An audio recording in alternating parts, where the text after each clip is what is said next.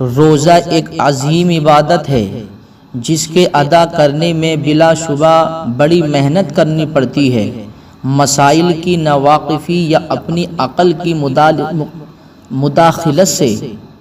اس کو برباد کر لینا بڑی ہی محرومی اور بدنصیبی ہے۔ اس لیے ضروری ہے کہ روزہ رکھنے والے لوگ علماء کرام، ائمہ حضرات سے مسئلہ معلوم کرتے رہا کریں تاکہ روزے میں کوئی خرابی نہ ہونے پائے۔ اتنی محنت بھی کرتے ہیں، پورے دن بھوکے و پیاسے رہنے کے بعد بھی کچھ حاصل نہ ہو تو پھر بتائیے ایسا روزہ رکھنے سے کیا فائدہ؟ تو اگر کوئی چیز معلوم نہیں ہے تو وہ چیز معلوم کر لینا چاہیے۔ حضور صلی اللہ تعالی علیہ وسلم نے ارشاد فرمایا کہ جو شخص روزے کی حالت میں بھول گیا، اس نے کھایا پیا تو وہ شخص اپنا روزہ پورا کر لے کہ اللہ تعالیٰ نے اس کو کھلایا اور پلایا ہے۔ عزیزان گرامی، بھول کر کھانے پینے سے روزہ نہیں ٹوٹتا ہے۔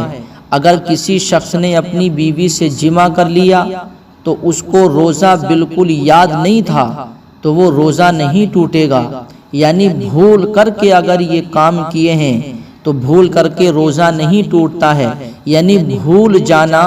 کسی کو بالکل یاد ہی نہ رہا کہ اس کا روزہ ہے، جیسے کوئی سو کر کے اٹھا، پیاس لگی پانی پی لیا، بھوک لگی کھانا کھا لیا، یقیناً ایسا ہو سکتا ہے۔ تو اس صورت میں آقا کریم صلی اللہ تعالی علیہ وسلم نے ارشاد فرمایا کہ روزہ نہیں ٹوٹتا ہے، اور نہ قضا ہے نہ کفارہ ہے۔ قضا تو اس کی ہوتی ہے جو روزہ توڑ دیا، کفارہ اس کا ہوتا ہے جو روزہ ٹوٹ گیا، اور جو چیز ٹوٹی ہی نہیں ہے تو اس کی قضا بھی نہیں اور اس کا کفارہ بھی نہیں ہے۔ اور شام تک وقت پر افطار کریں، اس روزے کو دن میں نہ توڑیں بلکہ ایسے ہی رہنے دیں، اور شام کو جب افطار کا وقت ہو تو روزہ افطار کریں اور اللہ کی بارگاہ میں دعا کریں، اللہ کا شکر ادا کریں کہ اس نے اپنے کرم سے تمہیں کھلایا و پلایا ہے اور روزہ بھی قبول فرما لیا ہے۔ کھانے پینے کی مقدار مقرر نہیں، چاہے کم کھایا یا پیٹ بھر کر کے کھایا یا تھوڑا سا کھایا یا زیادہ کھایا، اس سے کوئی مراد نہیں ہے۔ اگر کھایا ہے چاہے کتنا بھی کھایا لیکن بھول کر کے کھایا تو ایسی حالت میں روزہ نہیں ٹوٹتا ہے۔ لیکن غلطی سے روزہ توڑنے والا کوئی کام کر لیا، جیسے کہ کلی کر رہا تھا، حلق میں پانی چلا گیا، تو اس خطا یعنی غلطی سے روزہ ٹوٹ جاتا ہے، قضا کرنا پڑے گی، کفارہ لازم ہوگا۔ دیکھیے کہ روزہ یاد ہے، اس لیے یہ حکم ہے کہ روزے کی حالت میں انسان کو غرارہ بھی نہیں کرنا چاہیے، بس کلا کرنا چاہیے۔ کچھ لوگ غرارہ کرتے ہیں اور غرارہ کرتے وقت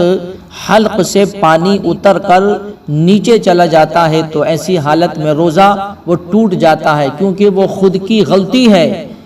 کہ غرارہ کیا کیوں۔ تو ایسی حالت میں کہ غلطی کہ روزہ تو یاد ہے، روزہ یاد بھی ہے، پھر بھی غلطی سے روزہ توڑ لیا، کوئی ایسا کام کر لیا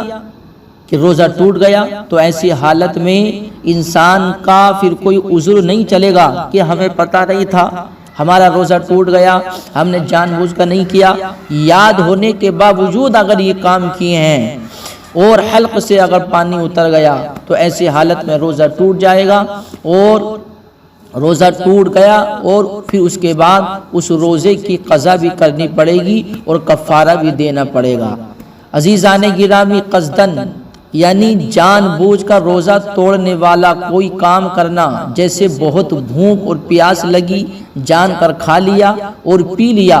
جان کر بیوی سے صحبت کر لی، تو قصدن روزے کو توڑ دینا روزے کی سخت بے حرمتی ہے، لہٰذا روزہ قضا بھی کرنا پڑے گا اور کفارہ بھی ادا کرنا پڑے گا، اور کفارہ بھی ادا کرنا پڑے گا اور توبہ بھی کرنا ہوگی، اور اللہ تعالیٰ آخرت میں اس گناہ کی سزا کو معاف فرما دے۔ ایک روزہ توڑنے کا کفارہ 60 روزے مسلسل رکھنا ہے۔ درمیان میں کسی دن کا روزہ نہ چھوٹنے پائے۔ دیکھیے روزہ جان بوجھ کر اگر کسی نے توڑا ہے تو اس روزے کا کفارہ اتنا سخت ہے عزیزان گرامی، ایک روزہ جان بوجھ کر توڑنے پر 60 روزے لگاتار پیدر پہ رکھنے پڑیں گے، اور اگر بیچ میں کوئی ایک روزہ چھوٹ گیا تو پھر دوبارہ سے گنتی شروع کرنی پڑے گی۔ اللہ اکبر، یہ ایک روزے کا کفارہ ہے۔ اگر کسی نے جان بوجھ کر ایک روزہ چھوڑ دیا تو اس کا کفارہ 60 دنوں کا یعنی 2 مہینے کے روزے لگاتار اس کو رکھنے پڑیں گے، تب ایک روزے کا کفارہ جا کر کے ادا ہوگا۔ اگر عورت پر کفارہ لازم ہے تو وہ 60 روزے رکھ رہی ہے تو حیض کی وجہ سے جن دنوں میں ناغا ہوگا ان میں حرج نہیں ہے۔ اگر عورت سے روزہ ٹوٹ گیا تو عورت تو 60 دنوں کے روزے لگاتار رکھ نہیں سکتی، کیونکہ عورت کو ماہواری ہوتی ہے تو ان دنوں میں تو وہ ناپاکی کی حالت میں ہو جاتی ہے، تو اس کے روزے تو اس حالت میں ہوں گے نہیں۔ تو اس لیے ہمارے علماء کرام نے حکم دیا ہے کہ وہ ان دنوں کو ہٹا کر کے اپنی گنتی وہیں سے شروع کر دے، اپنی گنتی وہیں سے گننی شروع کر دے، تو اپنے پورے 60 روزے وہ مکمل کرے، اس طریقے سے اس کے ایک روزے کا کفارہ ادا ہوگا۔ اگر کوئی انسان بڑھاپے پر پہنچ گیا، اتنا کمزور ہے کہ وہ اتنے روزے نہیں رکھ سکتا ہے، تو وہ اس روزے کا کفارہ